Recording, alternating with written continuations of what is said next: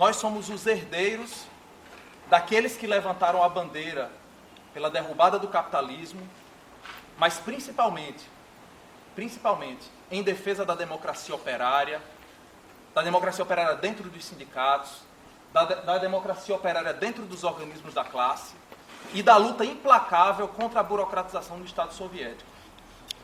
Essa é a marca da nossa corrente.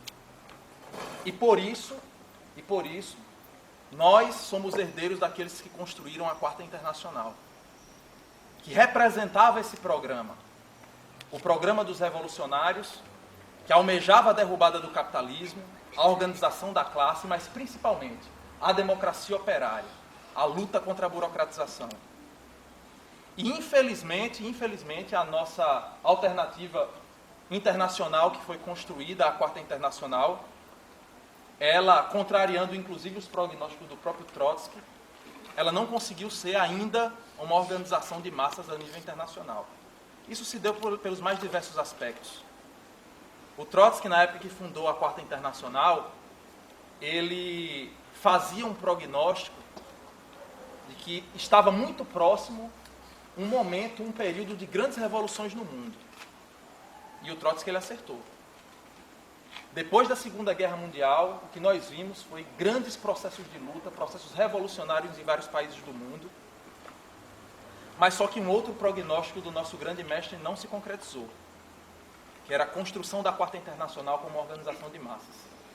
Isso se deu, evidentemente, por vários aspectos.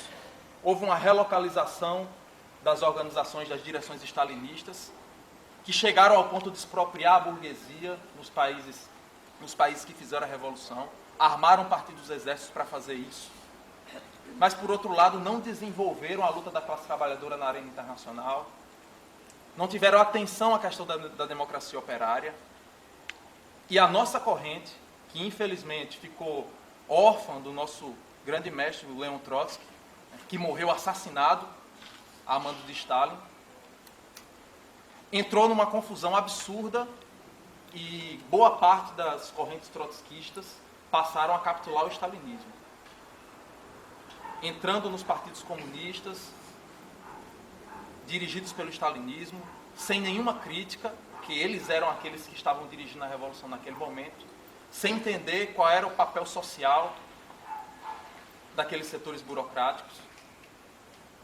E os outros que resistiram a isso acabaram se forjando em processos de ruptura, outros descambaram para o caminho do ultraesquerdismo. A história da nossa corrente, infelizmente, é essa história. É uma história de ruptura, é uma história de cisão e é uma história de muita dispersão. Por isso que esse momento que nós estamos vivendo hoje é um momento tão importante. Porque nós estamos aqui com companheiros que abraçaram o programa revolucionário, que abraçaram a ideia da Quarta Internacional e que se propõem a se unir a uma organização trotskista internacional, que é o PSTU brasileiro, que tem o seu vínculo com a Liga Internacional dos Trabalhadores. Apesar de se tratar de um grupo regional, isso é de extrema importância. Isso é de extrema importância. Porque não é fácil, diante de todo esse histórico da nossa corrente, diante de todo o vendaval oportunista que abateu o mundo depois da década de 90, que disseram que o socialismo tinha chegado ao fim, que o capitalismo era o fim da história. É muito difícil nós conseguirmos um processo de fusão, por menor que sejam as organizações, em que se caminhe para a construção de uma alternativa unitária internacional. Isso é da maior importância porque isso tem a ver com o nosso projeto estratégico, que é o projeto da Revolução Mundial. Nós somos diferentes de quase todas as correntes que reivindicam o socialismo no mundo por esse aspecto, e que não é um aspecto qualquer. Porque nós entendemos que o socialismo ele não é possível num só país. E para isso, só é possível construir uma alternativa revolucionária internacional. Quais as organizações hoje, no Brasil, e podemos dizer, inclusive no mundo, que se propõem a construir uma organização revolucionária internacional? Nós podemos contar nos dedos. Por isso que é tão importante. E esse processo não é um processo simples. Porque isso tem a ver com estabelecer um alinhamento político, um alinhamento programático, um alinhamento estratégico e de princípios, que diante de toda a confusão que existe na esquerda brasileira e mundial, sabemos que é um processo muito duro. Muito duro.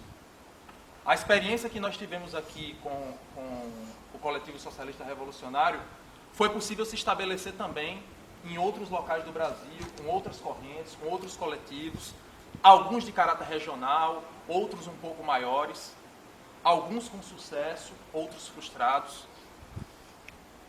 Mas quando nós conseguimos estabelecer um acordo mínimo de princípios, de programa e de estratégia, que possibilita esse tipo de fusão, isso precisa ser louvado. É muito importante a gente entender que esse processo também não é um processo simples por conta de aspectos históricos, por conta da nossa trajetória, mas também por conta das nossas próprias debilidades. Nós temos que rejeitar qualquer possibilidade de construção de uma organização revolucionária, seja através da captação individual de militantes, seja através de processos em saltos, como são os processos de fusão, em que nós capitulamos os nossos princípios, em que nós rebaixamos o nosso programa. O oportunismo é um inimigo que precisa ser combatido nesse tipo de processo de construção. Um dos nossos mestres, o Moreno, nos deu várias lições em relação a isso. Se enfrentou com vários dirigentes trotskistas internacionais que adotavam uma postura política de capitulação da vanguarda essa, que muitas vezes era bastante lutadora, tinha bastante disposição de luta, reivindicava inclusive o socialismo, mas que vinha carregada de uma série de vícios.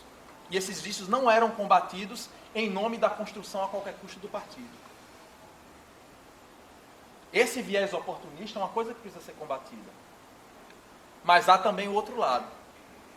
É preciso combater o sectarismo. Essa é também uma das nossas deficiências, é uma das nossas debilidades. Porque os companheiros e companheiras que vêm ao Partido Revolucionário, que se aproximam do Partido Revolucionário, e principalmente quando se trata de um grupo consolidado, esses companheiros vêm construindo ao longo do tempo uma trajetória, uma tradição, um programa, por mínimo que seja. E quando se estabelece esse processo de aproximação, é preciso que nós estejamos abertos para entender que esses companheiros, eles se aproximam do partido com muita disposição, também com alguns limites, e nós temos que ter a paciência necessária para discutir com esses companheiros como se avançar nesse processo. Depois o Rebouças vai falar um pouco, mais especificamente, sobre o processo, o exemplo concreto do que foi a fusão do CSR ao PSTU, e a gente vai poder entender isso melhor em exemplos. Mas esse é um processo que não se dá sem diferenças. Dentro do nosso próprio partido existem diferenças. E vocês imaginem uma outra organização, um outro coletivo, um outro grupo político que se aproxima de nós, que sinaliza com a possibilidade de construir uma alternativa unitária a nível internacional, mas que vem carregado de concepções, e nós temos que ter paciência para debater isso. Porque muitas vezes, além da falta de paciência, existe também um sectarismo. A rejeição absoluta a táticas unitárias, a táticas frentistas, sem analisar o contexto de forma adequada.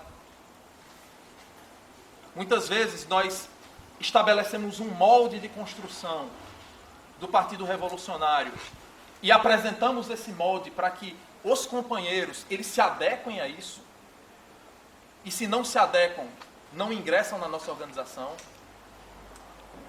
Os processos de fusões mostram que a flexibilidade no terreno da construção e no terreno da discussão da forma organizativa é fundamental. O próprio Partido Bolchevique, como o Dário falou anteriormente, é um exemplo claro e acabado de como se discute com a flexibilidade, sem abrir mão dos princípios, a questão programática, a questão da forma organizativa, como se aplica o regime do centralismo democrático, como nós podemos estabelecer dentro do nosso partido um regime que seja mais sadio, que em alguns momentos vai ter mais centralização, mas que em alguns momentos vai ser necessário mais democracia. Todo esse processo dentro de uma construção de uma organização revolucionária é fundamental. E principalmente quando uma organização se aproxima de outra, é preciso que nós estejamos abertos, dialéticos, conforme ensina o marxismo, para que a gente, em primeiro lugar, não perca as oportunidades, mas para que a gente também não capitule, não rebaixe os nossos princípios, não rebaixe os nossos programas, o nosso programa, e consiga avançar na construção daquilo que queremos. Por essas razões, esse é um momento muito especial. E o Coletivo Socialista Revolucionário, que foi constituído no ano passado, depois de uma ruptura com o PSOL, quando se aproximou do partido, nós não tínhamos clareza absoluta de que os companheiros viriam construir a nossa organização. Existia uma aproximação, existia uma iniciativa, existia vontade do partido para isso, mas nós não tínhamos certeza. Isso só foi possível pela disposição dos companheiros, mas também porque nós estivemos abertos a receber os companheiros, porque nós estivemos abertos a discutir com os companheiros, e porque nós estivemos abertos, principalmente, a construir junto com eles essa alternativa revolucionária a nível internacional que nós queremos construir e que no futuro vai construir a Revolução Mundial.